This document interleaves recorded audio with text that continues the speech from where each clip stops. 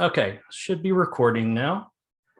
And all right, so we're going through sociology in these first three chapters. And one of the things I always like to talk about with sociology is I always like to start off by asking, and all of you should have this down by now, but what is it? What's its point? And one of the big takeaways I would like to see everybody get out of this class is that it's not like psychology, in which it's kind of opening the door to. Sorry, I keep seeing myself. I need to hide my picture. Hide self. Okay, cool. It's not like psychology where you're unlocking the door to understanding the person. Sociology is a much bigger picture, and depending on your job, it can be equally just as important as psychology, or perhaps even more important, depending on like if you're going into law enforcement, politics, even corporations in which you're going to be dealing with lots of cultures.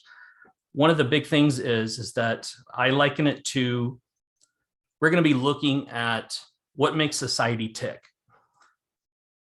Kind of like the Wizard of Oz, when you see society as this big thing, and we're just going to be pulling the curtain back and looking to see how it works, because we always are presented kind of like on social media, where you're always presented everyone's best life, that it actually can be just the presentation or the appearance that the society wants you to believe and how it works. So as we go through that, one of the things that we're going to be looking at is sociology from the micro and the macro perspectives. Micro is, just like you think, microscope. We're looking at the small details of a particular situation. So let's say we wanted to find out how parents are raising their kids. I don't know, maybe we're looking at like spanking, just as an example. Okay, so we're going to look at this micro aspect, this small aspect of how parents address spanking. And that's like our analysis. Now, if we go to the whole picture, if we go to the big picture, and we're looking at society, of how society treats spanking, then that would be the macro. Like, are courts treating spanking as acceptable? Is it okay to hit your kid? Is it okay to hit your kid on the butt, on the legs, on the back, on the chest, on the face, on the arms, in the mouth, whatever? Why is it okay in one spot of the body and not okay in another spot? If you saw a parent spanking their kid at the grocery store, is that okay? If the kid starts bawling their eyes out, if the kid starts begging for help, is that when spanking becomes too much? So like, that's the macro perspective of how everyone in society looks at it. The micro would look more like it's just that family, or maybe a small culture within the larger community. And that's always an interesting one, spanking. Anyone here? I'm just curious. Put an F in chat if you've ever been spanked as a kid, or maybe you are right now. Anyone? Yeah. Okay. All right. So that's the majority of us at this point, and me too, by the way. My parents didn't. Well, one of my parents thought it was fine, but the other not so much. But yeah, and I remember my parents talking about it, how it was like, they were spanked as kids, but actually they had it worse, where they would actually have to go get a branch off the tree. They called it I remember the name, switch. They get a switch off the tree. And basically it was like go choose your weapon of destruction, pick what you want to be tortured with. And so they would get this branch, you get it too small and it's like a whip, and you get it too big, it's big and it clobbers you, but it doesn't sting as much apparently. So they'd have to go do that, and then they would get whipped with it. Mine was with a wooden spoon, just like whap, right there on the butt. But they used to in schools too, and maybe you've gone to a school or two, in which, as the teacher's walking down the aisle, if you weren't doing what you're supposed to be doing, they'd slap you on the hand. In some schools, they still do that. Where I went to school in elementary, I remember I had to go to the assistant principal's office 2 times to get spanked. And one was because I was just playing on the playground. I threw a rock at a friend and accidentally hit a teacher, but the teacher thought I did on purpose. And then another one was, I think I spit on a girl. I don't know. I was 2nd grade. So yeah, I got spanked for both of those. And it was like those big paddles with the holes in them. And it was just like, they had to have like a witness and, whack, it took like 15 of them. And yeah, that wasn't fun. So anyways, you can see how our culture, where we used to allow schools to do that. Now schools don't really want to. We used to allow schools to have actual nurses that would treat kids who get hurt.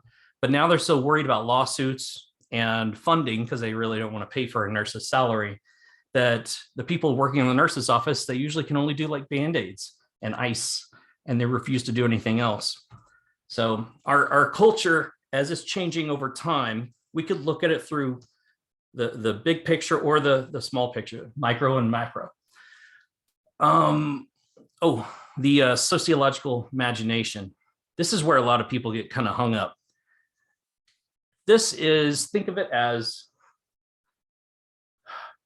when you're looking at a topic, and like, I'll go back to spanking because it's easy, that if we're going to start thinking about this and talking about this as someone who is really trying to analyze it, we got to take our own feelings and our opinions and our own history with it and bury it. We can't allow our own biases influence how we're looking at it currently. And so that's kind of like where you're going into a brand new society, like on the other side of the world. You don't know what to expect, and you're just going to look at their behavior and what happens and make judgments or analyses based off of that.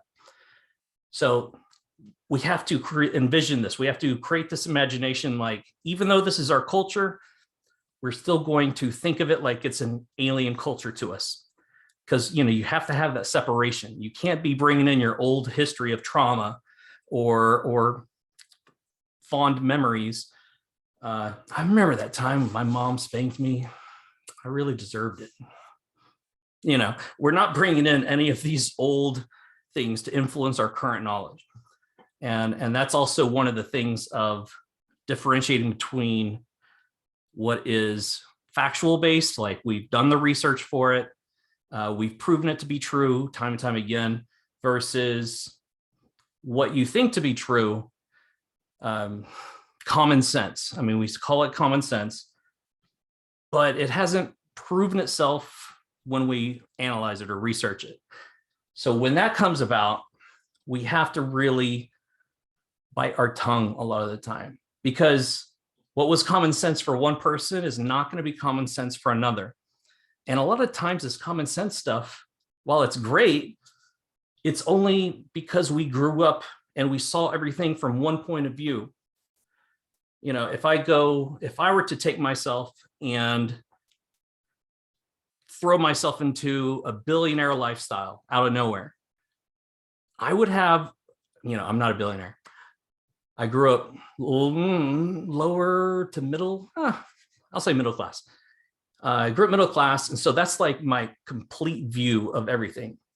And so when I say certain words or certain things to people, I make sure that, you got to watch what you say, how you say it.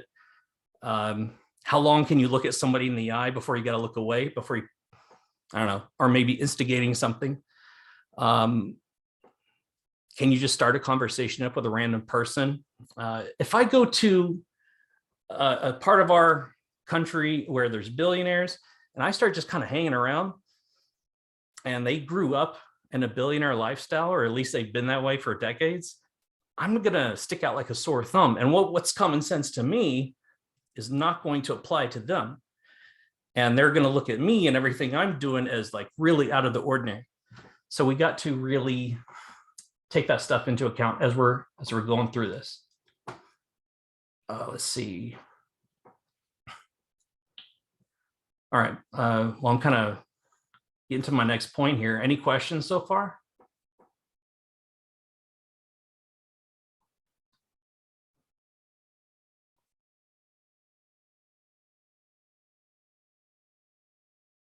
And thank y'all too for being patient with me over the past week.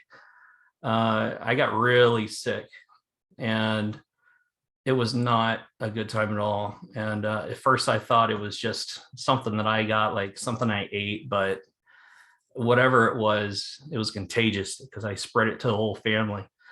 So we all started getting like vomiting all at the same time. That was not fun. But since I became the one that was the most over it, I had to start cleaning up after everybody else, and that just kind of set you back into the start all over again at some point. All right, I don't see any questions coming in, so I'm going to go ahead and keep moving. Some big names to remember from sociology is because it's still one of the newer sciences. Now, and when I say science, it's not, some people have called it a soft science, meaning like biology, math, things like that are considered the hard sciences. Once it's determined that 2 + 2 is 4, it will always be 4. It's never going to change. H2O is always going to create water. It's not going to create, I don't know, dynamite, whatever. But with sociology and like psychology, these are sciences in which they can change over time. There's no hard set fact for much of this. We have to keep reevaluating, reassessing, resurveying, and all this. So what was true 20 years ago, a simple thing is actually even less than that. There's this one textbook I love to use. It was super easy to read, but I had to abandon it because even though it was only like, a few years old, the decision of gay marriage in the Supreme Court came out, and it like changed a whole chapter. So, so as soon as the gay marriage thing went through, what was true one year all of a sudden became not true the next. And based off of that, now we had new information to take. Okay, how do people feel about gay marriage? How do people feel about it, back then versus now?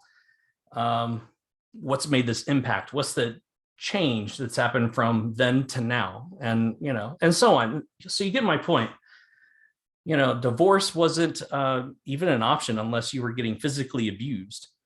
The only way you could get a divorce was you had to prove that one person was cheating, or you had to prove that you're being abused. That was basically the only ways to get out until the late 1970s.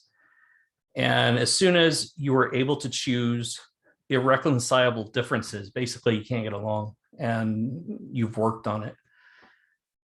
Now people could, just say, whatever, peace, I'm out, and just be done with it. So what seemed like a locked institution for hundreds of years, now all of a sudden became, you can just break up, and then you have to look to see what kind of ripple effects that had on society. Okay, well, now that people can get divorced whenever, how does that change parenting? What are the laws? Now you got to talk about what happened to all the laws revolving around the kids. Who gets the kids? Couples could separate prior to this, but they just couldn't get divorced. So, but divorce in a legal aspect protected the family. That's the whole point of divorce, right? In terms of a legality standpoint, is that it puts in protections so no one can basically screw the other person over. And they try to balance the kids and the finances and everything else so that it becomes somewhat of a fair distribution at the end of the day. Regardless, there's by far more women that get kids than men, by far. And usually in terms of having to pay alimony and child support, it tends to go from men to women. Now, I'm not saying that any of that is unfair, but when I just say those numbers, I'm sure some of you might be thinking, yeah, that's not right. That's totally wrong. Oh, we shouldn't do that. Men shouldn't have to pay for blah, blah, blah. And others, it might be triggered like, damn right, he should pay. Or she should, whatever. But there is a lot more to it than that, because if it was that simple, then we could just go off of common sense. But we have to look at the big, deep picture here. Now, in that example, you're looking at, okay, if you're married, I've asked this in my class before. If you were to get married and your spouse found a higher paying job in another city and they wanted to take it, would you be okay with that? Or would you fight to stay where you're at? Would you be okay giving up? Let's say this is before kids. Would you be okay giving up whatever career path you're on? Let's say you're done with it and you're in your career, but your partner's career takes them to another city. Are you going to follow them or try to force them to stay? What would you do? Would you stay or would you go with them? Put it in the chat. Yourself, would you stay or would you go with them? Follow them, says Destiny. Leah says stay.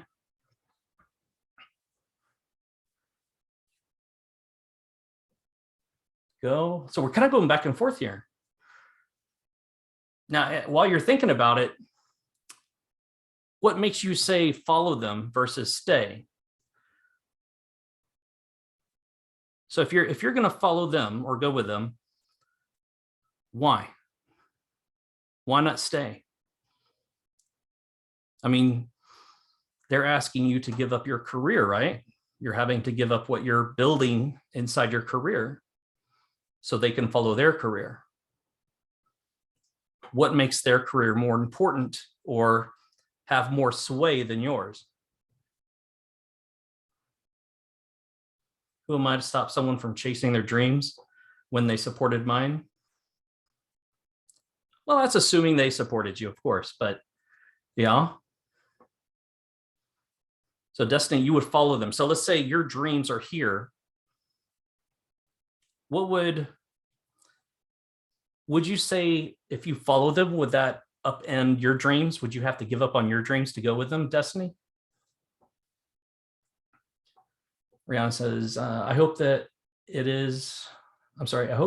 has benefit for our family. Okay.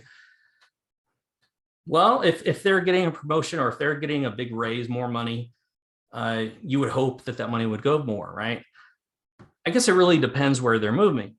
If they're going to move off to a place that is cheaper to live and make more money, then that's a huge bonus, right? I mean, in terms of lifestyle.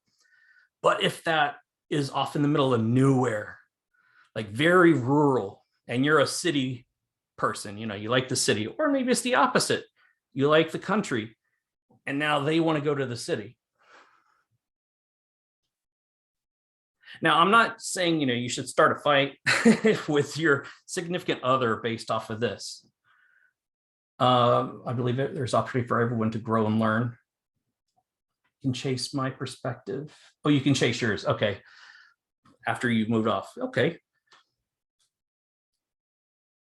Now, some people, at least, when I've taught this class in person, they really like to go on whoever has the greater financial money-making opportunity, we will follow that. Now, in history, that tends to follow the guy. But now that we're getting to the modern age, or the current age of more opportunities for women, more women are graduating from colleges and universities now than men. there are more opportunities now than before for women to be the breadwinner of the family, meaning they make more. So if he or she gets that job in another state, if it's financially if your goal is to follow the money, then it would make sense to follow the money, either to stay or to go. If you're following your passion, then that's way different, because, someone's dream, like, I worked behind the camera in movies when I first graduated college. And, I grew up in Texas, so I had to come to California. There weren't, at least at that time, there weren't jobs elsewhere really to work in film. So I packed up my bags, moved here, didn't have a girlfriend or anything like that, so I didn't have to worry. But once I got here and I started actually doing it, in less than a year, I was like, no, this is not fun. And before, I even knew it, I didn't like it anymore. So passion, I don't know, sometimes you can trust it, sometimes you can't. But these are the questions that, really help shape society. And as things change, it used to be women must follow men. Women were the property, essentially, of men. Women were not allowed to buy a house or own a house. So if, like, their husband died, the next man of the family would take control of everything. Women, again, remember, could not vote. Women couldn't work, and they had to stay at the house if there was kids. Well, not that they had to, but it was really looked down upon if they didn't. So there's been this huge change in our society. And as we change, we have to learn about it. So sociology is more of a recent study because of this rapid change. And especially as the world has grown with, when intercontinental flying and communication and internet were developed within the last couple hundred years, it really has propelled societies to compare themselves to everybody else. And now that there's a lot of movement between cultures in the world, you could easily argue that the United States is, I would argue, a mecca in terms of all countries of a variety of cultures that tend to embrace a variety of cultures. Not necessarily that the United States has it perfect, because we don't, but it will definitely try to bridge the gap between it all. It will definitely try to bring things together, especially when you compare it to other countries around the world. Now, the father of sociology, they give it to this guy named Comte. And he basically was the guy who thought, let's take the scientific method like we do for biology, and let's apply it to learning about ourselves and society. And I mean, he had a couple other contributions, but that was about it. It really didn't go too deep. But because he came out with the first thing about it, it was him who got the origin story.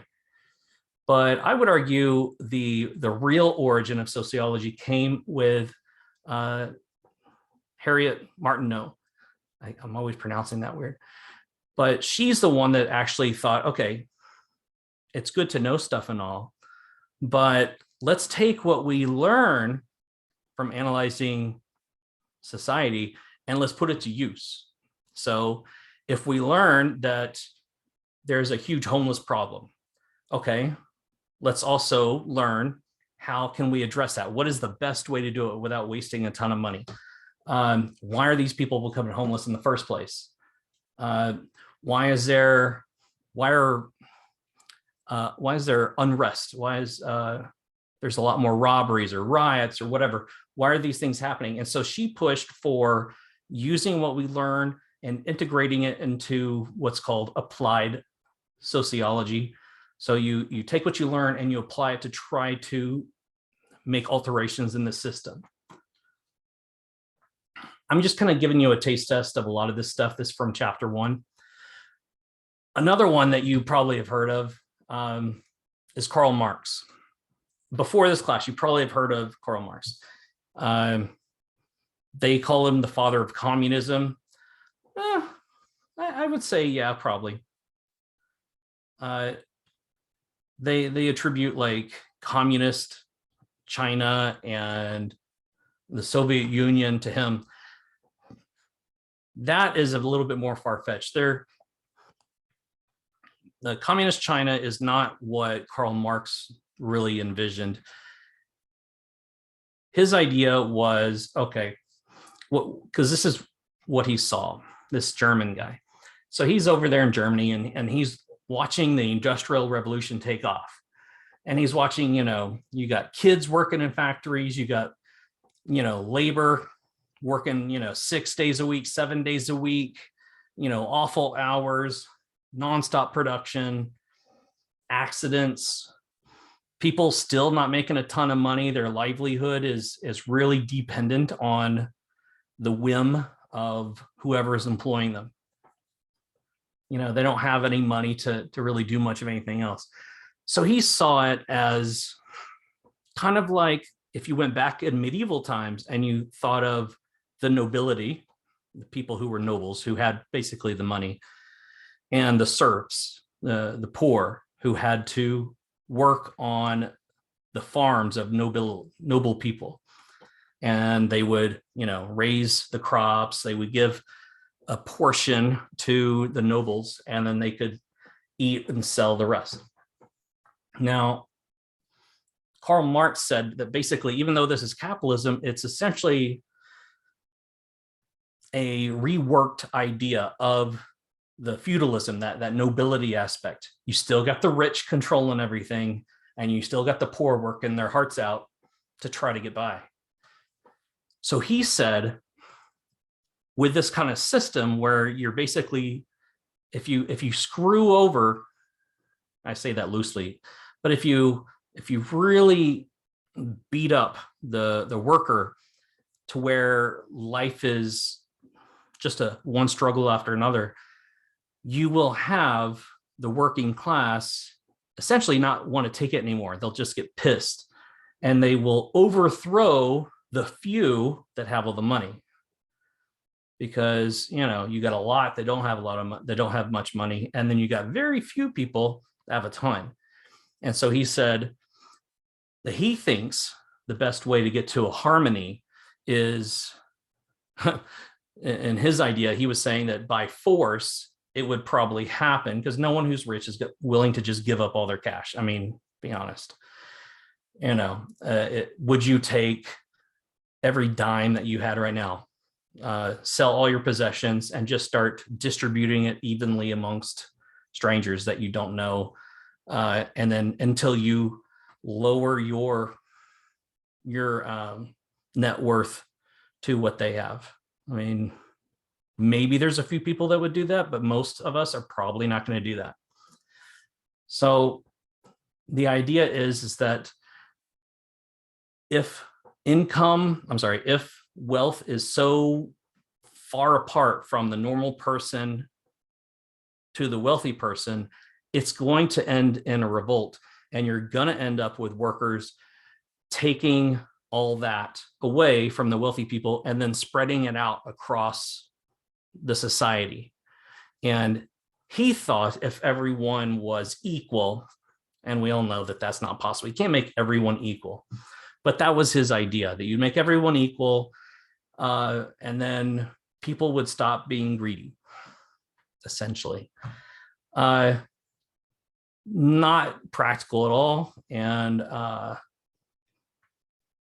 but supposedly the Soviet Union tried it. The thing is, when you have communism, you don't have like a ruling class. There is no class to king themselves and declare themselves the best of anything. But that's what the Soviet Union did, and that's what China has done. They created their own class of people that were essentially the rulers. So then you end up once again back into the nobility and everybody else. So as far as communism goes, Karl Marx has been, kind of had the finger pointed at him a lot. But from his point of view, remember, we got to keep this sociological imagination. We're not taking our previous biases and what we've heard, but we're going to look at that from a fresh perspective and say, okay, he was witnessing what was going on with factories and everything else. He saw people not being able to better their lives. And yeah, he just put forward an idea and it took off. Think about that for a second. You write a book, you're for the most part not a well-known person worldwide, and you're like, you know what, this is not really working out so well. I'm just going to write something like a blog on it, and next thing you know, it goes viral for like back in those days, and he becomes famous and also gets villainized too. So anyways, I think even though people did point to him as being a villain of capitalism, I don't agree with that. He just had more of a, I want to say an idealistic, but not realistic view of what could be. All right, let me see. I'm going to skip ahead a little. Any questions on any of that? I just tend to ramble sometimes, especially if we're not live where I can see everybody, but tell me if am I going too fast for you?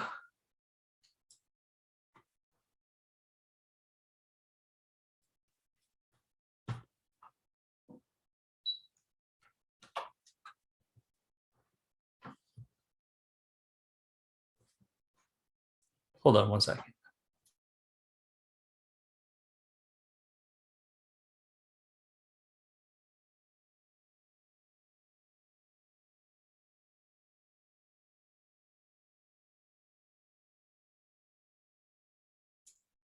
Okay, sorry about that. Okay, now throughout this course, there's going to be 3 ways that we're going to be looking at most things. Now, these are, in sociology, we have lots of theories and everything else on how we are going to try to analyze different perspectives or different events in history. So we got our first one is, you probably remember reading, is functionalism. And functionalism is basically kind of what you hear in the word. It comes from a much larger thing, structural functionalism. And you're talking about the functional, the practical aspect of, let's say, marriage. So when I say, how is marriage functional? We don't care about the emotions of it. We don't care if it's equal. We just want to know, does it work? Does it serve a purpose? Functionalism sees society like an engine. It's got a ton of moving parts, and if one part starts going wrong, it's going to start to break the system. So functionalism looks basically at everything that same way. You've heard the term dysfunctional family or dysfunctional. Well, that's where it's coming from. It's when something that is supposed to be working to help everything go along all happy is doing the exact opposite and is actually going to have a negative result in the end. So like a dysfunctional family, what does society do then? If it's dysfunctional enough, you're going to have CPS come in if there's kids involved. You might have the cops come out, especially if it's so toxic that it's abusive. People could be thrown in jail. You're going to have neighbors and friends and family complaining and telling you to leave him or her. You're going to be pulling up Tinder on your phone. You're going to be looking at divorce lawyers, or should you do it yourself? It's going to go that way. So when we look at functionalism of marriage, it's like, okay, well, again, you can get married without the law. You can go to a church or temple or wherever else. You don't even have to go there. You could get married, on the playground with a little, piece of, I don't know, bubble gum wrapper or something. and just tie it around the other person's finger and say, we're married now, right? That's great. I mean, you could do that with the church too, but it only gets the legal recognition when you declare it formally, you apply, which is kind of funny. You have to apply for to get married, to get those legal protections on you. And the end result is the state will recognize you. Because the state recognizes you, the federal government put laws into place that if one state recognizes you're married, all the states must recognize you're married. Because imagine, you're going on a trip from California to Florida, and every state you drive through, you have to reapply to get married, or worst case, you have an accident and you're at the hospital and you're like, I'm her husband. But you're not married here. You're not allowed in yet because you're not married here. You don't have the proper documentation. We're not going to let you in. And the sad part is when before we allowed gay marriage, that was actually happening, where a couple, one would go into the hospital for something horrible, and they would be dying or could be dying. And everybody could say, all the family members could go in and say goodbye, but their spouse, before gay marriage, it wasn't they weren't technically married. They were not allowed necessarily to go in. And so that's just, they would have to sit in the waiting room while the person they've been with their whole life is dying in the next room. So we put those protections in place. Now the whole system of marriage is definitely more functional. We have, and you could even argue, and a lot of people do, functionalism originates with its idea of the nuclear family, the perfect marriage, right? Man, woman, 2 kids, done deal. The 2 adults raise 2 kids to replace themselves for when they essentially die. So you're at a replacement rate. And with that mentality, okay, well, why do you want a man and a woman? One man, one woman. Well, to make the baby. Remember, it's functionalism. It's not caring if it's fair, just, or anything else. It's only looking, will this work? So from a functional point of view, marriage in its old version of itself, yes, it was functional, and we would look at it from that angle. Now, the difference between that and our next theory, conflict theory, is conflict theory is probably one of my favorites, is that it looks at the power struggles. And so when you're looking at, it's not like conflict, like, we're going to beat each other up, Conflict theory is looking at, okay, in terms of a marriage, all right, functionalism says that your marriage is perfect and fine and dandy. You got a husband, you're his wife, you got 2 kids. What's the problem? You're working out. Conflict theory is going to look at that and say, okay, you're the wife. Well, it's not fair. She's as smart as Einstein. She should be out there discovering the next thing, to fusion energy. She should be out there discovering the cure to cancer. Why are you putting her in the kitchen? Why are you putting her in the laundry room? What's that about? And then conflict theory would look, okay, where is that subjugation coming from? All right, well, it's coming from society. Well, where did that originate? Well, who's held the power most of the time? And then you go back to men. You go back to, the further back you go, you tend to see an increasing number of men in control. And one thing that tends to hold true through anyone who's in power is they tend to keep people like themselves close to them. So men to men, rich to rich, race to the same race, and so on, and even age groups too. So when you're looking at, okay, who is controlling the power? I mean, it's not like a whole bunch of guys are sitting in a cigar-filled, smoke-filled room, and they're just saying, ha, ha, look at these women, they can do what we want them to do. They make them bologna sandwiches really good. The guys are not doing that. But it's the little things. It's the one guy who says to the kid coming into the store, oh, that's, talking to the girl. Oh, that's for boys, honey. That's, that toy that, I don't know. What could it be, like a rocket? No. That's for boys, honey. You're looking for the Barbies. They're over there. Little things like that. The teacher who calls, and this has been proven true, the teacher who calls on the boys to answer math and science problems and gives them more time to think of an answer than they do the girls.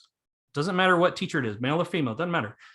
It was shown on average across the board, if the teacher was asking a girl a math or science question, a girl had less time to come up with an answer because there was this expectation that she probably doesn't know. But then vice versa, if the teacher was asking the girl about a reading or writing type of question, the girl would get more time than the guys. So with these expectations that are put in year after year, both at home, in the general social community, and at school, you're going to school. It's like a job. You're there for roughly 8 hours every day. You go home with your family or friends, and you're just getting pounded in your head. You're watching TV shows that are showing or reinforcing these stereotypes, and over again. Yeah, all these things add up. It's not one giant club of guys pushing to have some sort of thing be a thing. It's each person's little tiny stereotypes. I don't know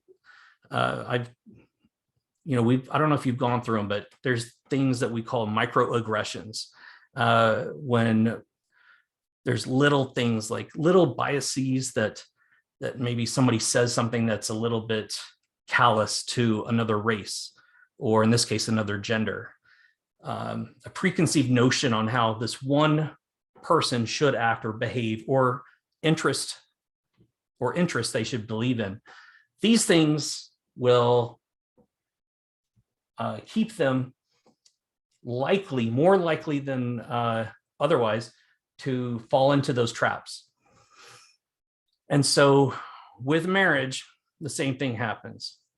If the son sees his dad treating his mom maybe not as an equal, but as someone who deserves to be in the house or belongs in the house, maybe completely nice, normal family, they just have this tradition.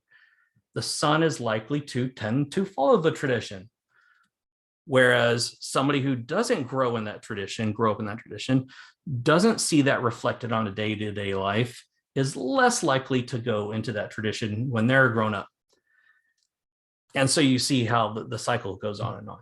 And that can apply to anything. That's what they call the cycle of abuse as well, where kids grow up with abusive parents and they tend to end up in similar situations when they're adults. Or they go 180 degrees because they're so sick of it, they force themselves to the most possibility to end up with the complete opposite. So it's really quite interesting when you look at it. But anyways, so those are our two of our three. Functionalism, you're looking at it like a machine. Does it work? Conflict theory. Who has the power? What are they doing to keep it? Who wants power and what are they doing to try to get it? Power could be money, wealth, influence, connections, followers, likes, video,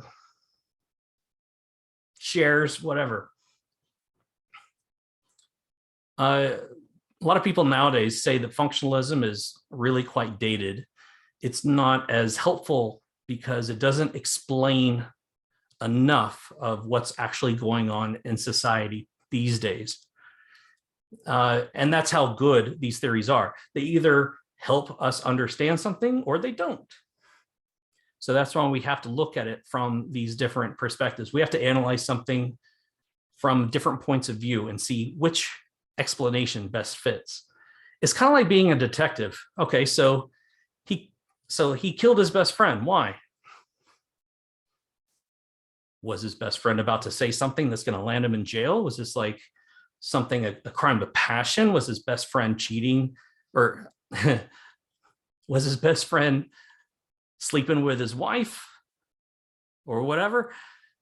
So it's like, okay, what is the motivation behind all of this? And the last one is actually kind of fun too. It's called symbolic interactionist theory. And just like the word says, you're looking at the symbolism of everything. And I really like this one because it's actually kind of fun to think about. So when we say symbolic and we're using symbolisms, there are so many things that we put a value on that otherwise doesn't really have value. Like we just had Valentine's Day. How many of you got flowers from somebody?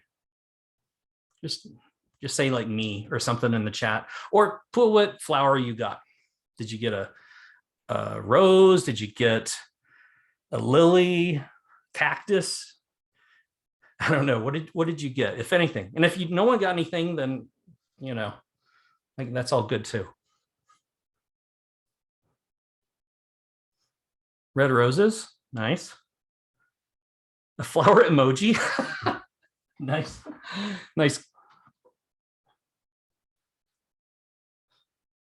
Well, Team Snapchat, they're looking out for you. All right, so not a lot of flowers going out there. Now, let me ask you, is there something special about the rose? I mean, yeah, it's beautiful, but otherwise it's a dying plant, right? You picked it, it's going to die. It withers on you within like a week or two at most. What is the point? Is this like, imagine it for a second. If I take it completely out of context, I rearrange the symbolism behind it and I say, hey, this is what I think of as now. Just wait 2 weeks and that's going to be our love. It's going to wither away. What do you think of that? If this is really symbolic of love, then why are you giving them a plant that is going to die? Why not give them, I don't know, a seed or maybe a baby plant, because it's growing and you're going to have this wonderful life together and it's going to grow so many flowers. No. We just decide to rip off, something's kind of pretty and it's slowly dying. We give that to this person. Think about it for a second. I mean, like, who did you learn that from? You learned it from somebody. A rose doesn't have an instruction manual written on the stem. You're not looking at like, I mean, you love somebody. Please let me die it in their hand. No, it's, and if you think about it, okay, so if love means giving things that are dead and dying to somebody, does that mean anything? Why a rose? Why not a sunflower? Why not, I said a cactus. Why not cut the head off a cactus and give that to them? I am kind of spiny and I can be annoying at times, but if you appreciate me, I can protect you. Why not? If it's all about being cute, this is really, really dark, but why not cut a small animal up and give that to them? Oh, look how cute this is. Look, it's slowly dying. That's horrible. I shouldn't say that. Sorry. Cut that out. Okay. You get my point though, right? It's like, Why did we pick something that is beautiful and decide to kill it and give it to that person? You know, and that's just one example of symbolic interaction. I mean, if I take that flower, that same decaying flower, and I go give that to my mom, does that mean I love her in the same way as if I give it to my wife or my girlfriend or boyfriend? If I give that to her, does that mean I love her the same way? Does that mean, you know, we're ready to go to, you know, home base, and I give that to my mom? Does that mean the same thing? I sure hope not. But then what we came up with this invention called color, where white roses mean something different and yellow roses mean friendship. Why? Why are chocolates a thing on Valentine's Day? Why not breath mints? We're going to be making out. I'm assuming it is Valentine's Day. Here's your breath mints. Why not? Why make it only chocolates? Why even chocolate? I love the way you look. Now, please indulge yourself into chocolate.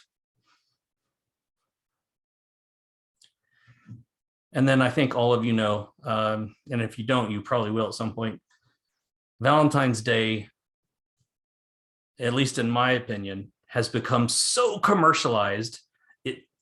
To me, it takes the pleasure out of it, where it's no longer, I'm doing this because I appreciate you. And it's now become, I'm doing this to make sure you don't feel less than the other people that are getting something this day, right? Because you're going to be comparing what I do for you with everybody else. You're going to be comparing the selfies that we take today and posting them, and then looking and comparing the selfies that other people post. It's like, what's the point? I'm going to go to a restaurant, wait 2 to 3 times as long, which we already know is horribly annoying, just so I can sit there, and some places even jack up their prices for Valentine's Day. It seems kind of counterintuitive, but we buy into it. And so that is the whole essence of sociology when we look at this. Why? Why do we do that? Why does a ring have to go onto a finger when you get engaged? Why does it have to be a diamond? I'll tell you that one. Diamonds are actually very plentiful. That's why we use them in saws and other things. Diamonds are not a rarity, period. Over 80% of the diamond market is owned by a monopoly. They only release the amount of diamonds they want to keep the prices high, but satisfy demand. And if you don't know the company, it's called De Beers. So they were very successful almost 100 years ago in a marketing campaign of saying, like, a diamond is forever, a diamond is a girl's best friend. And girls would start to compare diamonds with each other, like it was some sort of meaning. And it has evolved over the years where, oh, if you get engaged, you have to save up. At first it was like 1 month's salary. That's how much the ring should cost. Then I heard it go to 2, then 3. I'm like, okay, save that money, 3 months salary, save that money and put it toward, I don't know, if you're getting married, put it toward a nice honeymoon, put it toward a house. Don't spend it on a ring with a rock that has no value other than what a monopoly is giving it. That's my opinion. Sorry, you know. I had a student a couple of years ago. He worked as like an armored, armored truck guard when they would pick up diamonds in the warehouse, deliver them to the jewelry store. And so they would escort this guy who had the diamonds in a briefcase and had it like handcuffed to his hand and everything. And while they were in transport, they were having this conversation, and my students said, you know, how much are those? And the De Beers rep showed him, like, I don't know, it was like a 2-carat diamond or something. and said it was something like $2,500 worth of diamond. And he said, well, guess how much it cost to dig this up and prep it? $20. $20 to get that thing out of the ground, mine it, get it out of the ground, cut it, refine it, all that crap, and ship it. $20, because it really has no value other than the value we give it. Just like that rose, no value other than the value we create in our head. So if you're thinking of doing something special, sometimes it's better to come up with something, in my opinion, yourself, and try to shy away from some of the created symbolism that's out there. That's just my 2 cents. Sorry about that. I kind of went off on a rant there. All right, I need something to drink. Any questions? I really kind of wanted to hit hard those 3 things: functionalism, conflict theory, and symbolic interactions, because as we go through, we're looking at all of that. We're looking at it from that perspective. So when you're getting onto your exam, you're going to be seeing questions like,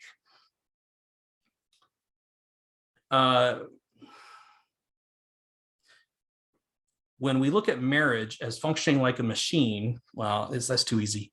I might throw one of those in. What is that an example of? And then I would maybe give you the 3 or 4 different choices on the theories. And obviously that would be functionalism. Or I might say something like, which of the following best represents the view of functionalism when looking at a marriage? And then you would have to pick, okay, how is functionalism going to see marriage? And then there would be 3 examples, and you would have to pick from those. So I'm just trying to get that in, because, we went through culture the beginning of this class here. And what else? Research methods, chapter 2. That was not the most exciting, but it's important to know, because it's you have to be able to differentiate between real research, fake reports, common sense, that kind of thing.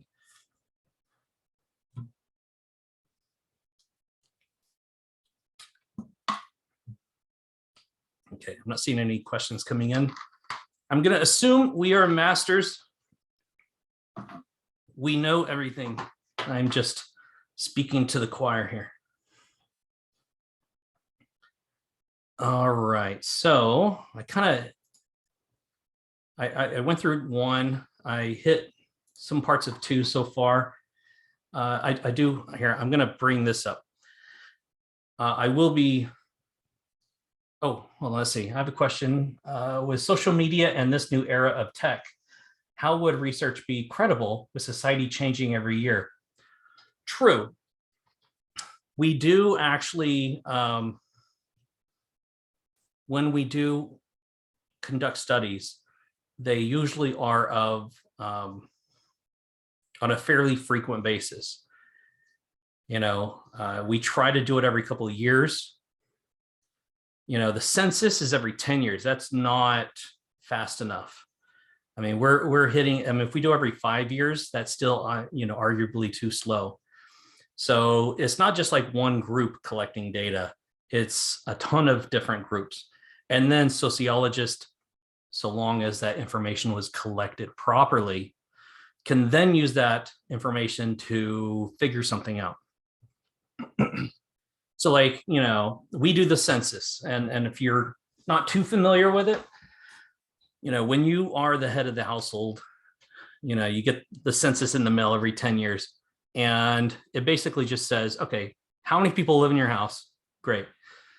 How many of them are adults? Great. How much income? Awesome. And so on. And so then you get to the point where it's like, what is the education level? What is this and that? But it doesn't go into a lot of detail. It will go into like race. And they finally started, this is fairly recent. They finally started allowing people to pick more than one race. It used to be You're only one thing, and that's it. But even that, that's obviously a bad way to do analyses, because there's a lot of people that are mixed. So, and in terms of a sociologist, if I'm collecting data, I need to be specific. I need to say, what race do you think you are versus what race do most people think you are? Whoops. I need to turn off the waiting room. Okay. Yeah, because if you have a certain belief about what is your dominant race, or maybe just a slight skin tone variation convinces out other people that you are of a different race, then that causes them to, or I'm not causes them, it has the possibility of allowing them to think of you and treat you in a different way. Because as a sociologist, that's what I'm looking for. I mean, I might do a study on like, okay, what race do you think you are? But if I'm trying to do like an applied sociology perspective, like I want to make society awesome, I want to fix everybody's problems, I want to know how society's treating you. And shoot, I might even ask you both questions. And then as I'm going through, I'm going to flag the people that say they're one race versus what society sees them, and really pull them from the study and start looking at how that plays out throughout their life. So if I'm wanting to know, okay, this person has a slightly darker skin tone, what does that mean in terms of their job prospects? How much education were they able to get? Are they able to get a good income? Are they having to live with, are they able to live on their own with a lot of other people, or something like that, So all these different ways, you can really analyze it in a lot of detail. And it's really up to the sociologists on how far they want to go with it. So to answer your question, as I kind of rambled, to answer your question, yeah, studies have to constantly be coming out. But the problem is, virtually anybody can do a study. What you have to do is get it published through what they call peer-reviewed publication.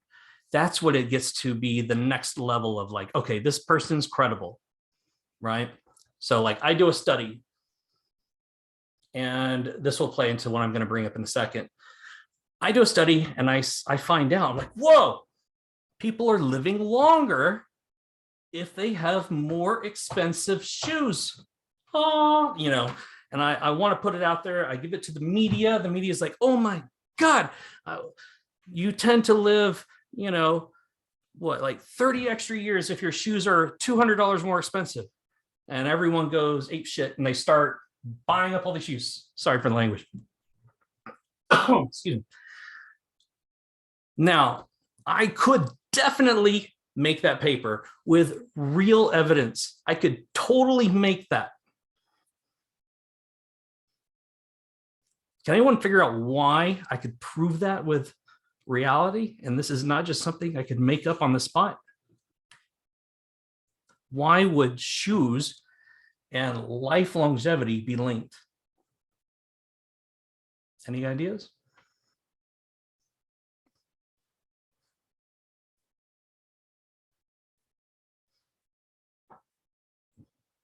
You're not supposed to get on the first shot. Damn. Anyways, yeah, Rihanna. Rihanna, money. Yeah. So, well, what does money get you? Money can afford you more expensive shoes. And especially with our healthcare nowadays, money can buy you the good doctors, the good hospitals, can buy you the healthier food options, because we all know, we could go healthy, but we're going to probably have to spend about 2 to 3 times more for the healthy food versus the cheap, unhealthy food.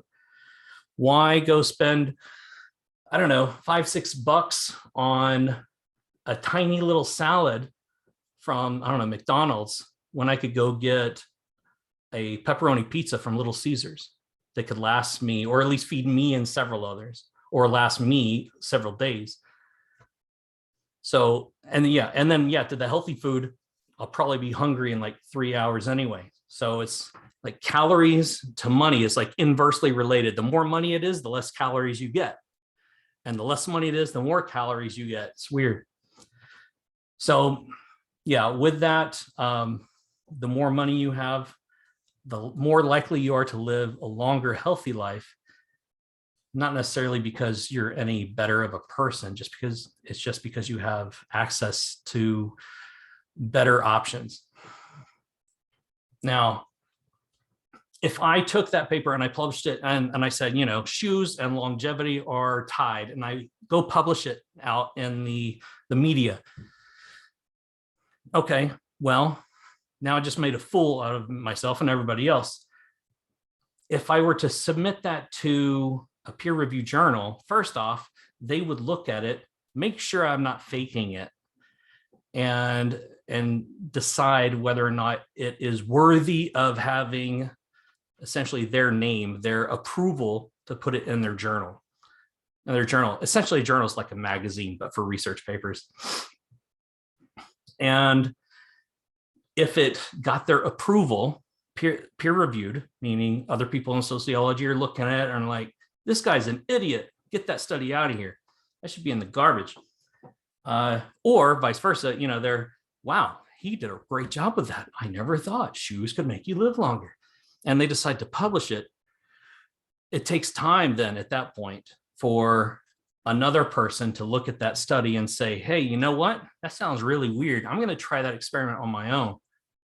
And then that's where the other part of the credibility comes into play. It's where somebody else tries the same thing that you showed, because remember, I don't know, maybe you don't know, but in a research paper, when you're doing the scientific method, you're basically creating a step-by-step guide on how to replicate it. So by reading this research paper, I could go out and over, in the world and recreate their study in a different state, a different country. And if their study is right, I should get the same result. If I don't, then that means something's up. Either I screwed up or they screwed up. And that's actually what happened when it came to the whole autism is caused by vaccines problem. I don't know if you all remember that, but in the mid 2000s, a guy published a study. And I remember when it first came out because I read it and I was like, freak, everyone needs to know this. And it said there was an increased chance of your child developing autism if they got vaccinated when they were like a kid or a baby or whatever. And, I taught public school at that time. And I remember I actually mentioned it to a few parents because I bought into it. Turns out the guy was a fraud, the guy who did that report. Long story short, he wanted to be famous. He cut corners. He hid data that disproved his theory and published it without that data. He had three groups that he was sampling, and something like 2 of them showed vaccines did not change anything about autism. And, from his point of view, he probably spent a lot of time on it because, you're checking out kids who've been vaccinated, tracking them. Well, did they develop autism? And, he's like, wow, I've been really off topic this whole time. All my research didn't pay off. One group of the 3 groups, one group showed a slight, tiny elevation in autism rates for those that got vaxxed. Tiny. He hid the other 2 groups from daylight, only talked about that one group. And when people went to go replicate the study later on, after this thing had been published, went through all the news cycles and everything else, and no one could replicate it, then they found out he was a fraud. He was kind of like the lawyer's version of, when you get disbarred. He was like thrown out of, like you can never do real research again kind of thing. And ever since then, there were people saying, don't give vaccinations to kids and all this stuff because it will, hurt them and so on. And now, I feel stupid for getting so on board with it back in the day, but in reality, it was based off of some guy who just wanted to be famous.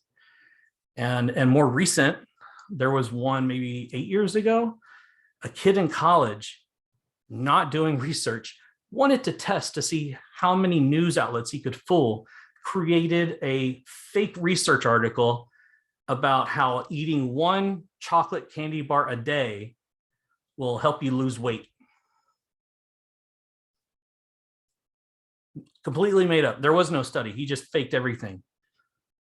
And he didn't publish it in a journal because they would have flagged it right away.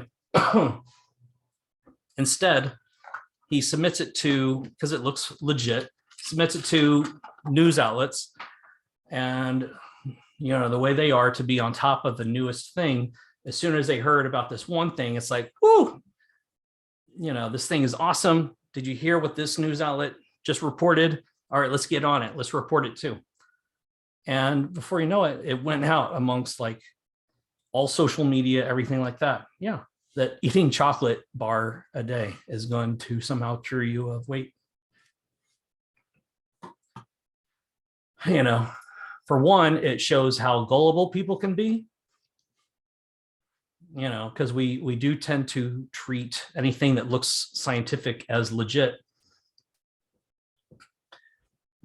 And those that are not of like a science background and know things of like scientific method and all that stuff and how to reach results, it doesn't show us to those people that aren't too familiar with that.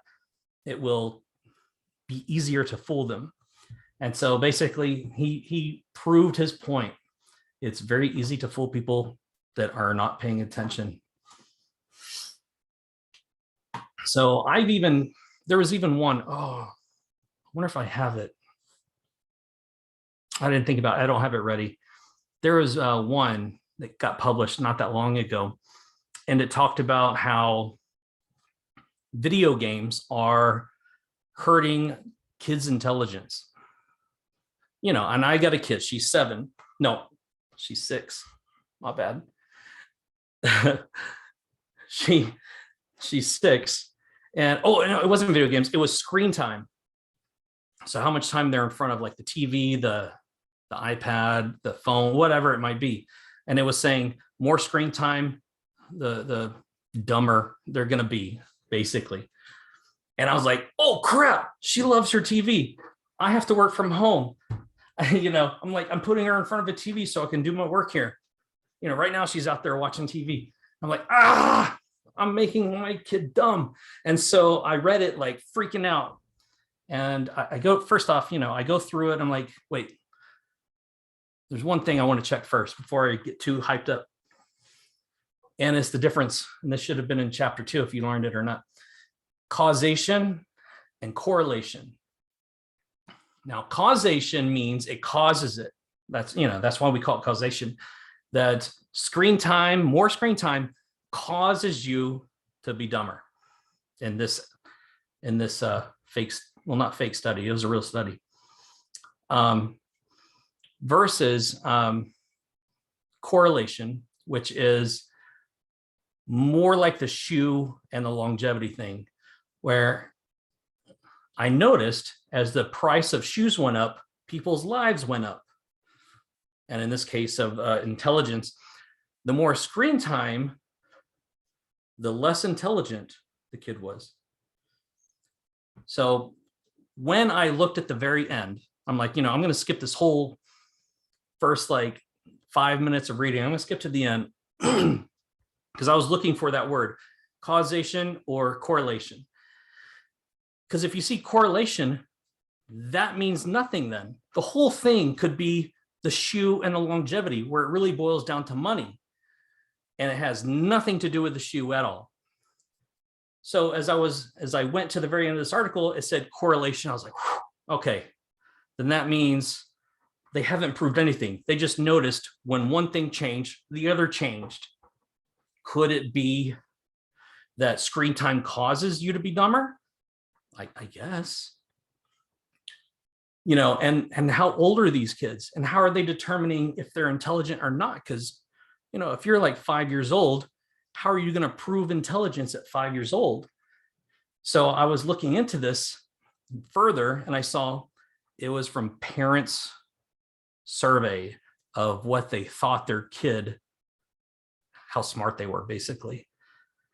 So there was no like definitive scientific, I'm going to analyze your intelligence. It was just like, hey, do you think your kid's smart? Scale to 1 to 10. And I'm simplifying it, but that was basically what it was. And so I read that and I'm like, I got pissed because that article was making this huge deal. And it was like on social media, I think, and stuff too. I was just like, it was making this huge deal and people were coming out with their points. Oh, see, shouldn't be throwing your kids in front of a TV and so on. So I got upset because that proves why, I'm sure you got it with your other classes, but why a lot of people, if they're not familiar with this kind of stuff, better be, because you're going to run across a lot of people throughout your life that are going to pretend to know what they're talking about, whether they're talking to you or they're talking to the news. They're going to pretend to know what they're talking about, but if you don't look into the details, you won't know the truth. And unfortunately, there's the whole COVID vaccination, not vaccination thing. And people just kind of coming out of the woodwork saying things. If you don't know how to see if they know what they're talking about, if you don't know how to read a research report, then it's very easily to be tricked. A couple other things about research: reliability and validity. Think of it like a car. When we bring these two things up, first off, reliable. Just like a car, is your car, even if it's a broken up car, can it get you from home to work and work to home each day? Is it reliable? So if this study, this research, let's say of a COVID vaccine, if I go do this research in California, and I go do it again in California and again in California, is it reliable? And I get the same result. Let's assume I'm getting the same answer each time. Oh, I'm going to say, yes, it's working. Yes, it's working. Yes, it's working. Okay, it's reliable. I'm getting the same answer no matter what. Now, if I went and did it in California and I'm getting, yes, it works. No, it doesn't. Yes, it works. No, it doesn't. Then it's not reliable. Basically, whatever result I came up with, I can't trust. Okay. So when we talk about studies and stuff, like the chocolate bar study, if somebody else who is not the original person does the study, looks at it and sees they get the same answer, it's like your teacher checking your work, or another kid in your class checking your work on your math homework. And they're like, yeah, that's right. If they're getting the same thing you did, then yeah, it's probably reliable. Validity, or being valid or not, that relates more to when you say if this like vaccine is working or not. That relates to, okay, who are you saying it works for? Are you saying all people? Are you talking about only men? Are you talking about only Americans? Are you talking about everyone in the world? So if my research did California, California, California, and no other state, could I apply it to every state? Maybe. You would have to think, okay, is there any reason why Californians would be affected differently than, let's say, Kentucky? Could it be, I don't know, climate, weather induced, maybe I remember the shots early on had to be kept at a certain temperature. If you go analyze an area where they have problems with high heat, is the vaccine becoming, I don't know, not useful before it can get into somebody's arm, versus, let's say, like Alaska, where you can pretty much bet it's going to be cold, and so therefore it's not going to spoil as fast, and so on. That's one aspect. You could also argue, well, if I only test it in one race of people, can I then apply it to every race? Because we know certain races are more prone to things like sickle cell, and other differences that tend to follow race, but it's not 100%. Same thing with gender, same thing with age. With COVID, we noticed people that were older were getting more deadly effects when they got it. We noticed that people who were more, we called them comorbidities, other things that they have to worry about, diabetes, heart problems, already have a kidney problem, and now this on top of that causes their kidney to fail. It's like, okay, who is really the one that's at risk here? So when you're doing your research and it comes out, you're like, okay, who is this valid for? If you're saying it's valid for the entire population of the world, okay, well, you better have people that represent the entire population of the world in your study. If it doesn't, then you can't apply it to everybody. I can't ask you guys right now on our chat to tell me if you got roses for Valentine's Day and then say, oh, 10% of my class got roses. I can't say that because I only have a few people here at the present time, and so on. And another thing that we have to worry about when it comes to research is our textbook calls it operational definition. And this is, if you don't think of it, if this is your first time thinking of it, it kind of throws your mind for a loop. But think about if you were to explain love. What is love? What does it feel like? How do you know if you're in love to a kid? It's hard. It's just this feeling you get when you get butterflies in your stomach. That happens when I go down the roller coaster too. That doesn't mean I'm in love with whoever's sitting next to me. It's this feeling that you're just so happy. Well, I could be doing lots of things and I get happy. Doesn't mean that person is worthy of my time. You know what I mean? So when it comes to how do we define something, love, hate, where this person stands, political affiliations, everything, right? Race, like racism. Are you racist? No. Okay, prove it. What do you think on this? Well, how do you get around it? How do you explain love? How do you explain racism? How do you get somebody to admit that they're racist without realizing it? Or what if they don't? Even more tricky, what if they don't know if they're racist in the first place because their definition of racism is different than everybody else's or than most other people? Not even racist. What about sexist or homophobic? Height phobic. Maybe they're tall and they're like shrimp, they're just like picking on all the small people, or the small people picking on them. What's it like up there? What's the weather like? Is it going to rain? You know what I mean? So it becomes difficult to come up with this operational definition of love, but you would have to come up with things like how could we define love?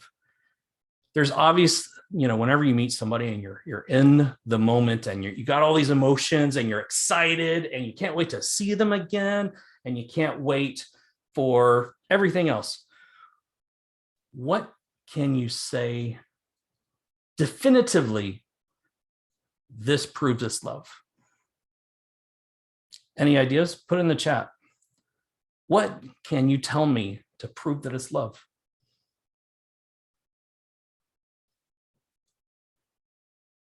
They have two eyes and ears and they talk. They tell me stuff. They pretend they like me.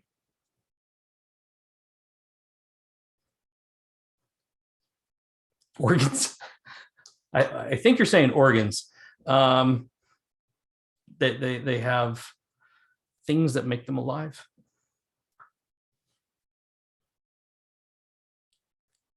There's another word that's a little close to that, but I mean, even that one, I don't know if that would be, considered love.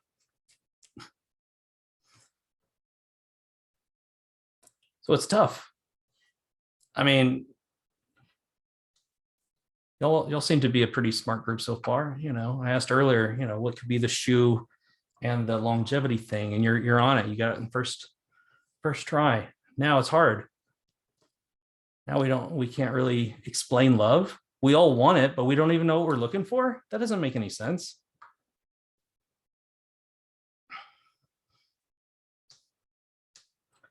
In the class, we got a variety of ages of people from all different backgrounds. Proving love is subjective. It depends on who you ask. Yeah, exactly. Exactly. So something that is subjective, how can we create a study, as sociologists here, that look at marriage, and we're wanting to find out at what point does a marriage head toward divorce? Is it when this person's perception of love changes, right? We could just say, how much do you love your partner on a scale of 1 to 10? 10 being the best love that you could ever think of. What was it like when you first got engaged? And what is your love rating now? Well, it was a 9. Now it's a 6. Oof. You better get your finances in order. So we look at things like this, and we actually have to come up with ways that we can be on the same page. So things that I would do just off the top of my head. What is love? Baby, don't hurt me. I would say probably one thing might be sharing intimate secrets or intimate details of anything and of everything. Do you share? How open are you with sharing something that no one else knows about with this person? How many times a week do you find yourself feeling in love with this person? How many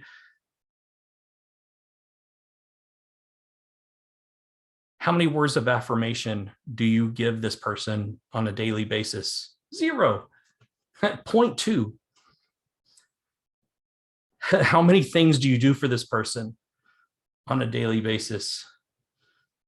Some people, it depends on your love style, right? Some people say things, some people do things, some people do chores. Hey, I washed your car, baby. I gave you some gas.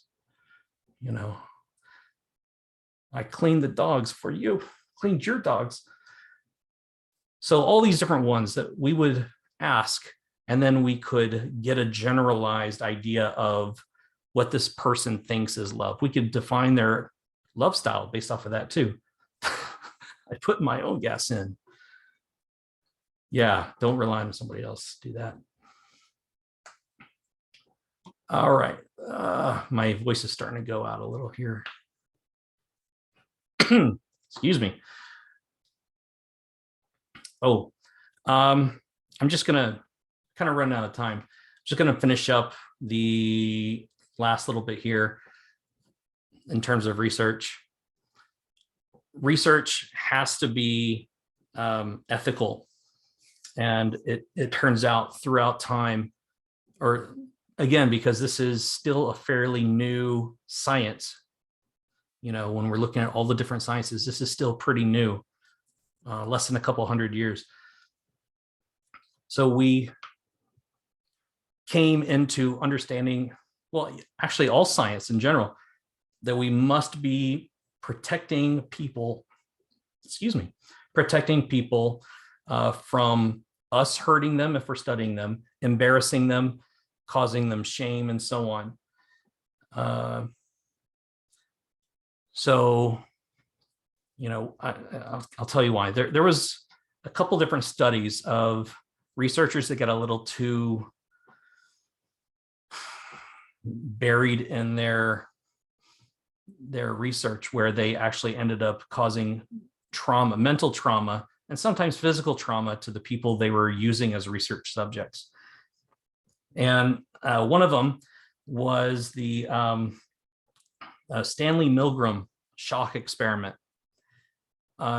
You may have heard of it, you may have seen it, but if you ever wanted to go check it out, there's recreations of it. Stanley Milgram, I think it's Milgram, Milgram shock experiment. So basically, two people are in a waiting room. They both believe they are there to help a study. In fact, one is an actor and one is the real person we're going to watch.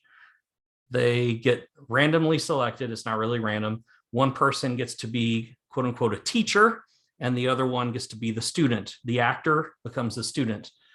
And the teacher, the whole point of the study is to see if the teacher will go along with the pretend study of shocking people with pain and causing them pain, to see if it helps them memorize facts better. Because that's in his study, that was the premise, that, hey, we're going to test to see if you can memorize stuff. We're paying you, and you'll just be getting some shocks that this person will hopefully through negative reinforcement is going to remember stuff. Well, the actor is the student who receives the shocks. And so it's all pretend. And the student is in another room. He's not really getting shocked, but it's all pre-recorded. So, it doesn't change person to person. You got to keep all the variables tightly close together. No changes except for the person behind the switches. Those are called all the variables, right? You want to control every variable except for the one that you want to watch. And so the one we wanted to watch was our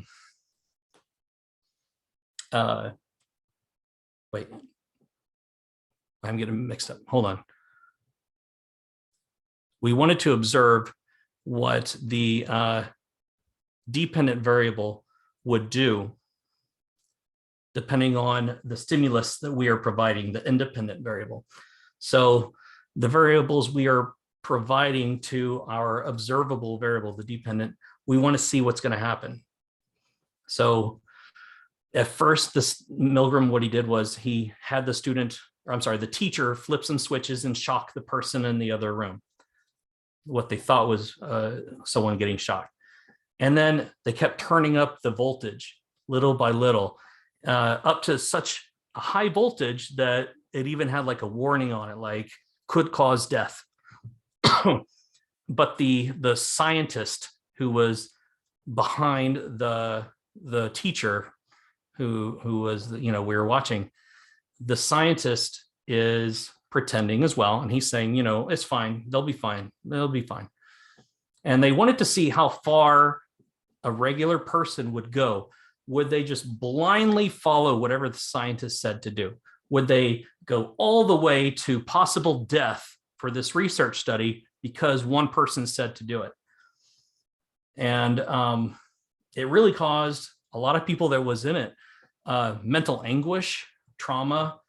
They got in trouble for it because I think one guy was having not a heart attack, but it was like having some sort of heart episode. And even after the fact too, that turns out people were not happy with themselves after they found out that yes, they did go to lethal doses of shocks because somebody just convinced them it was the right thing to do. And when it comes to that, the whole purpose of the study was to look at how could the Germans allow those kinds of horrific studies happen on Jewish people and others during World War II. And it turns out Americans could easily be manipulated into possibly killing somebody. It was something like, if I remember off the top of my head, it was like around 70% of Americans went to lethal doses. And it went up to around 80%, 85% if the person who was doing the shocking was white and the person receiving the shock was Black. There was a higher percentage of people that were white that were willing to give a lethal dosage of shock to a Black person versus a white person. And that just kind of shows you what it was like in that time. Because this was back in the 50s. And there have been recreations done on this since then, but there was ethically, it was not correct because people, were, again, from World War II, from other studies that were happening around that time, the US with syphilis and the Black Americans that they tested it on and so on, they got into a lot of trouble and caused a lot of anguish, and it was completely unethical and wrong. So we decided to come up with rules to protect against that. And that's where our ethics of it all comes from and why it's important. Yeah, 65%. I thought it was 60. I couldn't remember if it was upper 60s or 70. So yeah. I know. If you think about it, you like to think that none of us could be coerced into, doing something that we know is wrong. But it doesn't really take a whole lot of convincing sometimes. All right, and I'm just going to end in just a second. I just wanted to touch on culture a little bit. I'm not going to go too heavy on culture on the test just because, again, I was sick, but so this, even though it is an important chapter, I don't want to, pound it too hard. So culture, long story short, it is the way a society chooses to behave. Culture is completely by choice. And that's one of the main things, objectives of our course, is that you understand that we, or any group of people, create our own rules to live by. We create our own things and point to what we consider is important, what we consider is inappropriate. Like, did you know it is inappropriate in like Japan, China, to laugh and show your teeth? It is considered it's just like gross and rude. You're just not supposed to do that. So you'll see a lot of people, when they're laughing, they'll tend to cover their mouth. Also, if you are sitting down and you cross your legs, you do not put the bottom of your shoe facing the people that you care about. Because if you're to, like, let's say, have an interview and you cross your leg and your foot, the bottom of your shoe, is facing that person, that is considered a sign of disrespect. And these, again, in our culture, in the American culture, typically that doesn't have any impact. There's very few people that would actually look at that as a bad thing. And our culture would probably look at people hiding their smile as strange, and more of like, I'm like, why is this person so reserved? Why are they hiding themselves so much? And there was another one I was thinking of. It's just off on tip of my tongue.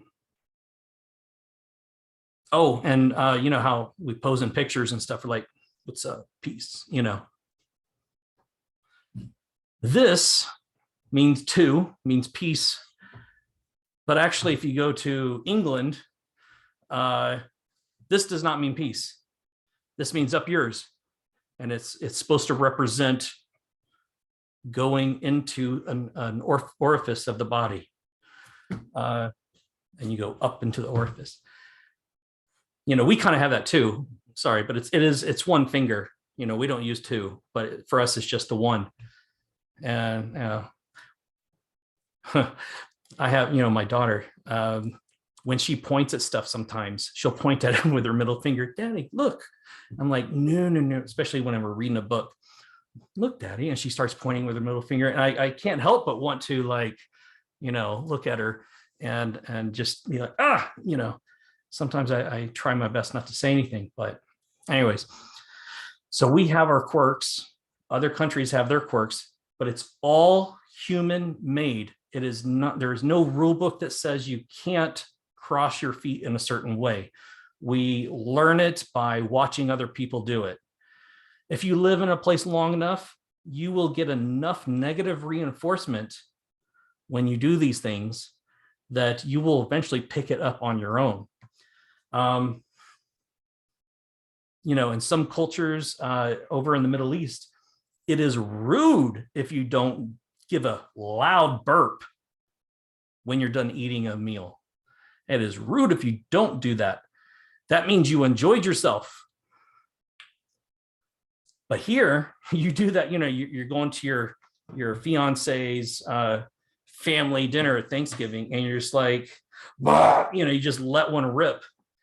And, people aren't going to be like, wow, he's so respectful. Clash of cultures right there. And again, it is all human-made rule books, and that is all just learned behavior. One thing I always like to bring up is guy bathroom etiquette. For guys, and there is no rule book. I was never taught a rule book on which urinal to choose, but virtually every guy you ask will know where you're supposed to go when entering the bathroom and you're going to use a urinal. If you don't know what a urinal is, it is just basically a wall toilet just for a guy to stand there and go pee. Lots of urinals nowadays have dividers between them, but if you go to some place that's a bit old or cheap, they won't even bother with those. They'll just literally be side by side. Hey, stand next to me with your junk out and let's pee together kind of thing. So there is etiquette. You're supposed to put yourself in a position where others can give you one urinal space between the two of you. So if there's like 5 urinals on the wall, you pick the left or the right. And then the other person who comes in has to give you at least 1 urinal, if not more. So it becomes like a balancing thing, like an equation, like, okay, all the way left, all the way right, in the middle. So there's 1 urinal empty. And then the next person coming in, do you go to one of the empty ones or do you go to the toilet? And there's a lot of people that would rather go to the toilet than take one of the open urinals and stand next to somebody else. And, that's where it gets dicey. Do you stand next to this person? Do you make conversation? And that's another thing too. In a guy's bathroom, it's virtually like a library. It is quiet. Guys don't usually talk to other guys. I mean, there's flushing and all that stuff, but voices, unless some people are really having a good time, it's going to be quiet. Whereas, not from my own experience, but from what I have picked up, the ladies' restroom is quite different in that, friends are going together. They're all chatty and talking. It's a different experience. But again, that's 2 different worlds that we don't necessarily see because we never get to go into the other. Not that I want to. But anyway, so that is culture in a nutshell. And we would take our functionalist view of culture. What's its point? All right, functionalism perspective on culture. 1, remember, it's like a machine. Does it work? Does culture benefit us in any way? Yes. It helps us have a cohesion and levels of expectation to how to react and behave when we're around one another. If we are coming together in public spaces and somebody acts out of the norm, out of the normal, and you're like, whoa, you're going to react. Everyone's going to react like, this is a little weird. I need to, maintain my, heightened alert kind of thing. Why is this person getting naked in the middle of the mall? we don't do that here. And so, and not only that, but how close do you get to somebody? In some cultures, getting close is like this, face to face. This is considered perfectly fine, like between a couple of friends, or even just a couple of people chatty. It's considered an intimate distance, but not too close. Whereas I would argue here in America, it tends to move back a bit more. You tend to have your own personal bubble of about 1 to 2 feet. Well, now with COVID, maybe 3 to 6. But you tend to have your personal bubble. And as soon as people start invading that, you'll notice there's an invisible force that pushes them away. Go into an elevator. The magic of an elevator. When one person comes in, magically, people tend to rearrange themselves to spread out as far apart from each other as possible. It's weird, but it's psychological experiments. It's pretty cool. So anyway, so functionalism, when it comes to culture, it does help us maintain cohesion. And when it comes to language, language is culture. And in the United States, we don't have an official language. We don't have a legal language. That's why legal documents can be passed out from the government in many different languages, Spanish, Vietnamese, whatever. It's not Vietnamese. What is it called? It's not Tagalog. I don't know. I'm drawing a blank right now. Maybe it is Vietnamese. I'm tired. So anyways, where if you go to another country, like let's say Mexico, and you need to sign legal documents, it's not going to be given to you in English. It has to be translated by a professional first. You have to do that on your own. And then you can sign the documents and then submit them. But it is the responsibility of the person needing the translation, not the government to do that. And so that's also why, government, entities have to be able to talk to people in other languages. However, while I think we shouldn't at all discriminate, culturally based off of language, it is shown that if people just can't communicate, they can't learn from each other, they can't see eye to eye. And the less that people are able to spend learning, talking, interacting with others in other groups, the less tolerant they will be of that group. The more you mix kids, like in elementary school, the less racist they become later in life. However, if you grow up isolated, you're in a close-knit community of people that speak a certain language, those people, or language, or skin tone, or gender, or whatever the culture is, as soon as you leave that culture, everyone else feels foreign to you. And in terms of bringing people together, the whole idea of functionalism is unity, making us all work together.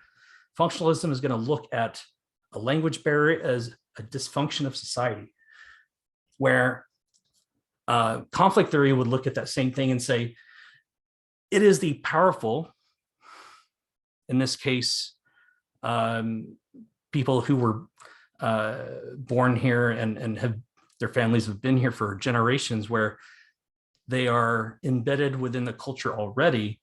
There's no culture shock. When I would call that the dominant group. That dominant group is going to want incoming groups to assimilate and change into something similar to the dominant group.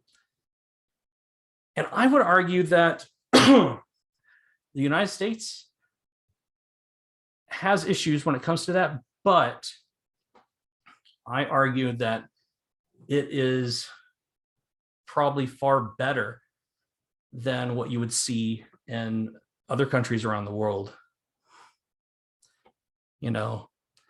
Sometimes other countries will allow some influx of outside culture, but usually that is because of the wealth that comes along with that culture. If there's no wealth that's tied to it, you can't like,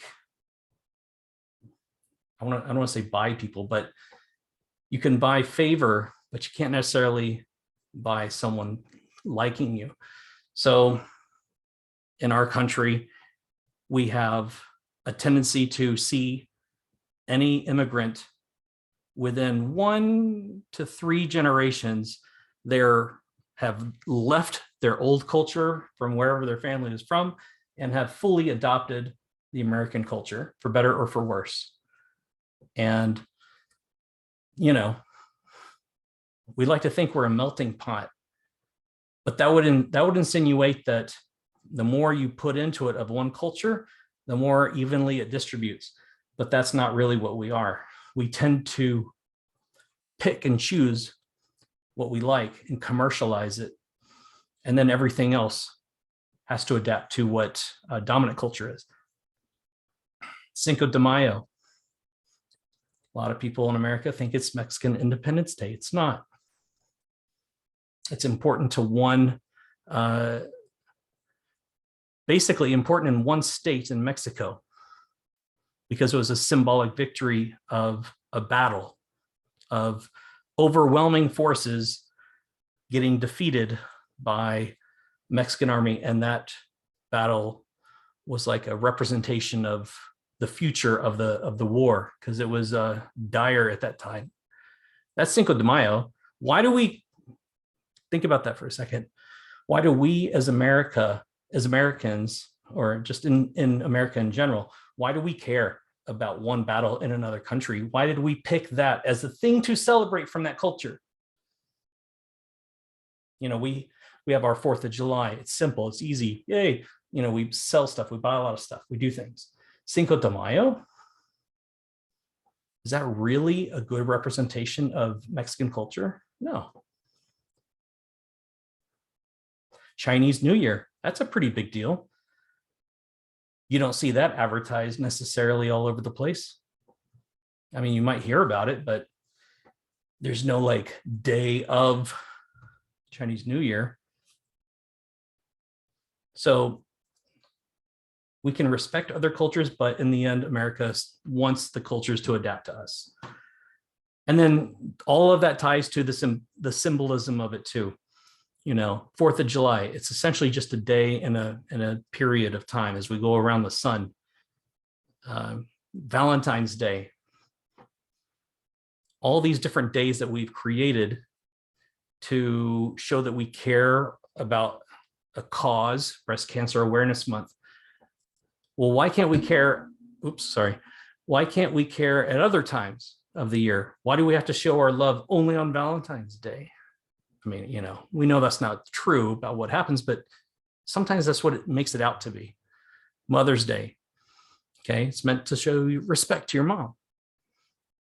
Father's Day, same thing. Why is there no Kids Day? Other countries have Kids Day. Why not show respect to the kids? That could be a fun day, actually. That could be a lot of fun. Water balloon fights in the street. Go, fill up the theme parks. Go to the beach. Gigantic hot fudge sundaes for the whole family. Just like have it like Peter Pan at, Kids Day, whatever. Anyways. All right. So I'm going to wrap it up there. Thank you for letting me talk so long. I hope I didn't put y'all to sleep too much, but I'll try to streamline this a bit for this next time. And when it comes to our exam, I'm going to take some questions here also, by the way. When it comes to our exam, you can expect multiple choice. And I'm debating if I'm going to put any extra credit on it. I might. One thing I like to do is whenever I give an exam is after everyone has taken it, I like to look at the results and see if there was a question that tricked a lot of people, because I don't like trick questions. If there's a question that tricked a lot of people, I'd like to, see what happened. If I explained it badly, or there were 2 choices that could be correct, because that happens sometimes. If you interpret it in a different way than what was meant when written, then usually I'll give that one as extra credit. So that's what I like to do. Anyways, that's just me. But you can expect probably around 40 to 50 questions on the exam. And I'll give you about, I'll give you a nice size window, about, let's see, 2 hours is 120 minutes. So I'll give you about like 2.5 hours. That'd be about, that's 150 minutes to do it. That gives you 3 minutes a question if you need all 3 minutes. But hopefully what I try to balance is not making it so long that a person who hasn't done any learning on it can just quickly look stuff up, either online or through the text. I would prefer it if you only use the text, but I mean, and if we were in class, I wouldn't let you use the text at all, but honestly, there's no way I can monitor that. So I will give questions that have to be thought out. So it's not necessarily going to be a simple, you know, hey, vocab test kind of thing. It's going to be more of like, you know, oh, here's a scenario or here's a situation. How would a functionalist look at it? You know, that kind of thing. Something that really makes, okay, I just want to know that you are able to know how to use the theories. That is one of my biggest things for the entire class. Can you use the theories, those three ones, big ones that we talked about, and apply them across the material? Since we have an introduction, that's kind of just like a taste tester chapter. So, you know, it's not too deep. Then you have the research methods. That one's a little bit harder on, I would say, the studying. And then you got the culture chapter, which I already said I'm not going to go too hardcore on it, but I am going to ask some questions from it. You can probably expect this test to be on the simpler side than maybe like test 2, exam 2. So as far as a study guide, I would consider our little time here as the study guide. So I have this recorded, so you can check it, you know, or go back and watch it. I know it's super long, and I'm sorry. I might try cutting it up before posting it just to make it simpler to find stuff. But, you know, I tried to keep it cut up into like equal time segments, you know, so like 30, 40 minutes a chapter here. So anyways, okay, let me put this up and see, can I make it so I can see y'all if you so choose?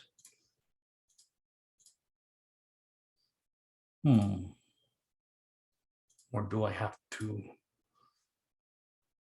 I don't see. Okay, maybe I can't. I'm so sad. All right, so I guess I'll just have to do it this way. Unless maybe I can turn on your microphones. Can I do that? I don't think so. I don't think I can switch it midstream. All right, so let's see. When is the exam? Sorry, you're late. Oh, it's fine. You can always watch this later. I'm going to put up the exam tomorrow. I got to take my daughter to school and all that jazz. So I'll probably get it up around noon tomorrow. So 12 o'clock p.m. tomorrow, Thursday. And I will give, let's see, some people need the weekend because they're busy during the week to do it. So I'll probably give you till, I want to say like Monday to finish it up. I'll probably make it like due Monday night at 11:59. So you're going to have many days to do it. However, I should say many days to start it. Once you start, the clock starts ticking. You'll have, I decided to give 2.5 hours to complete it. So within 2.5 hours, you need to get it done. And that again is just to make sure and limit the amount of on the spot research people do as they're taking the test, you know. Yeah, hopefully, and I hate to allow too much time because then everyone wants to know if I needed to change anything, or like, because I like to look to see if there's any question that was a bad question. Did it trick a lot of people?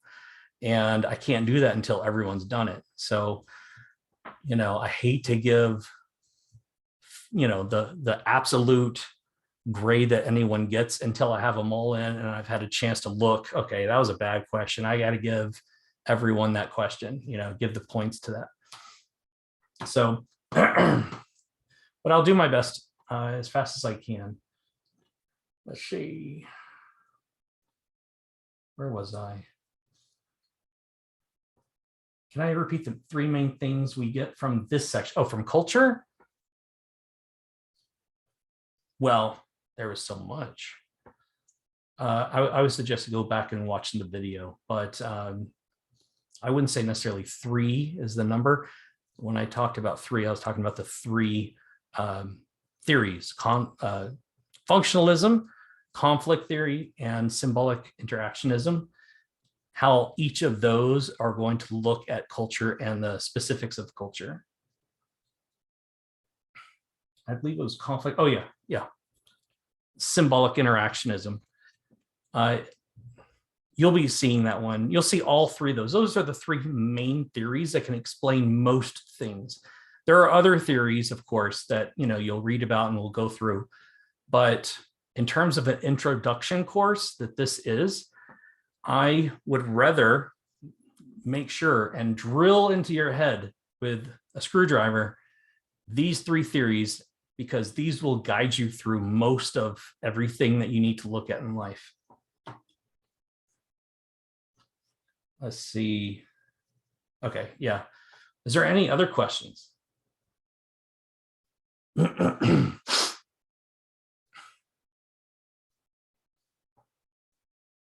know, I'm hoping to do this kind of thing more, where it's not just like a review at the end of the exam. I'm hoping to be able to have like one of these for every chapter, you know, or like one a week. But, you know, I haven't done that before on over the internet. So I was kind of like skeptical if people would have the time to show up. And, you know, it's not very fun when you're the only one like recording. I kind of like to have a bit of a go back and forth.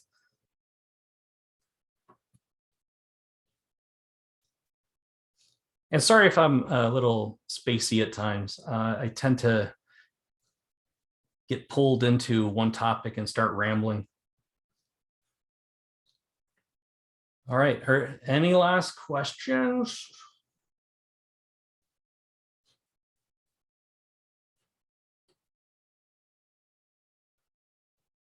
Okay, well, if you're typing your question, go ahead and finish it up, just so I know that you can maybe enter what you have, and then just so I know, I don't want to like cut you off in the middle of your typing. Sure. I'm glad I was able to do this. Honestly,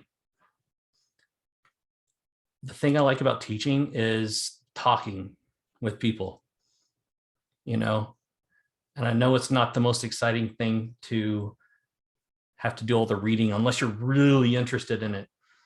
And so I'm hoping for those that don't really like to do the reading, but I mean, you still got to, but at least maybe I can guide you in the more important parts of the chapters. So I'll see if I can figure it out, if there's a more efficient way. And if you think of one, let me know, and I will, you know, try to accommodate and figure out what works best. All right, it's getting late. Got to go tuck in my little girl. All right, goodbye, everybody. I'll see you all around.